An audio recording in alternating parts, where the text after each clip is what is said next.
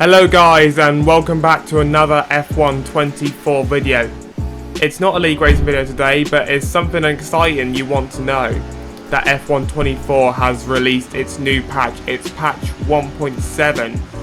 And today I'm going to talk to you about all the things that they have updated for this patch.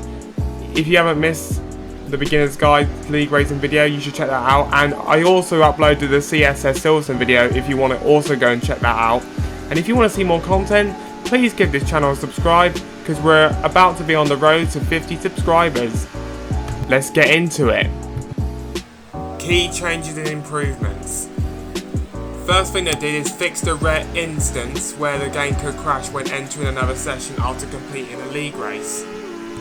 The next thing they fixed is an issue in two-player career mode, where if both players negated contracts longer than one season, they could become stuck on the negation screen.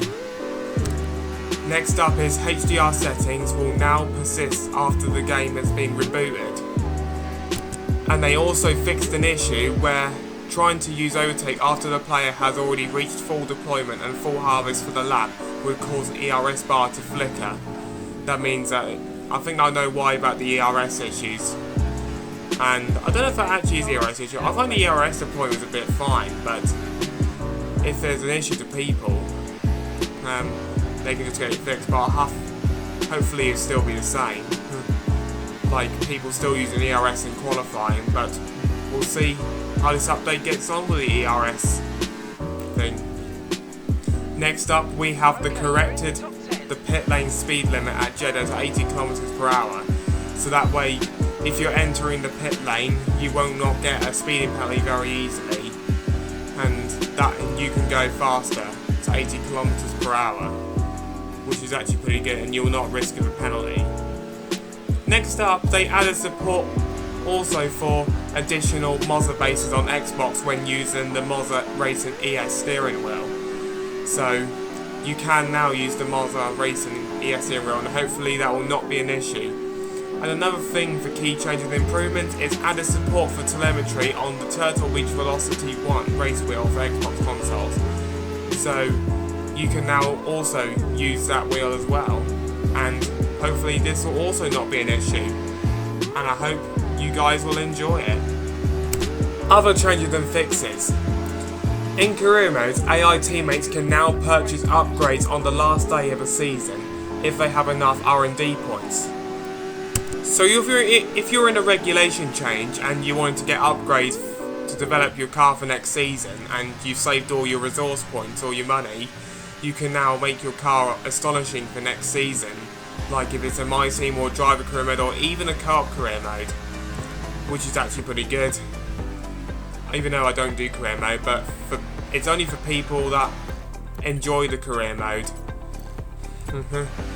And next up we have some changes that have been made to prevent exploiting off-track areas to record faster times at certain circuits on time trial.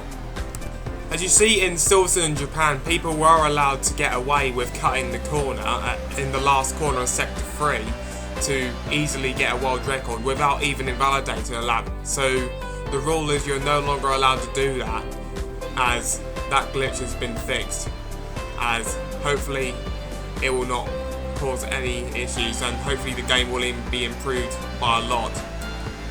Next up, detached wheels will now stay closer to the car as wheel tethers have been shortened. Well, I've heard about there's been steering issues with the handling, but I think there's a lot of people that are getting used to it.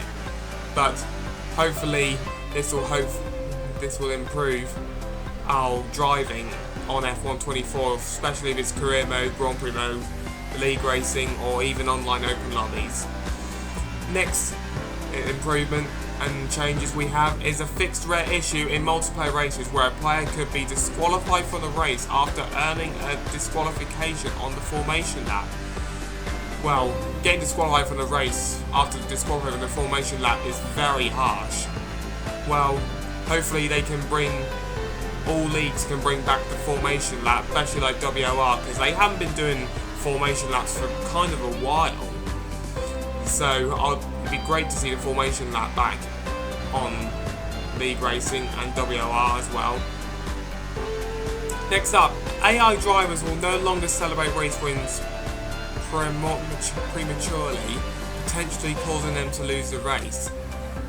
So for instance, it happened on F123 and in Qatar, where the AI will just slow down to celebrate the race win, and another car will come up and just cross the line. Even yourself will cross the line to just beat them in a drag race to the line after they slow down because they ran out of fuel or something. We thought they ran out of fuel, but they just celebrated way too early, and you have to keep on full throttle on the straight until you get to the line, but the AIs didn't do that, which gave yourself an opportunity to win.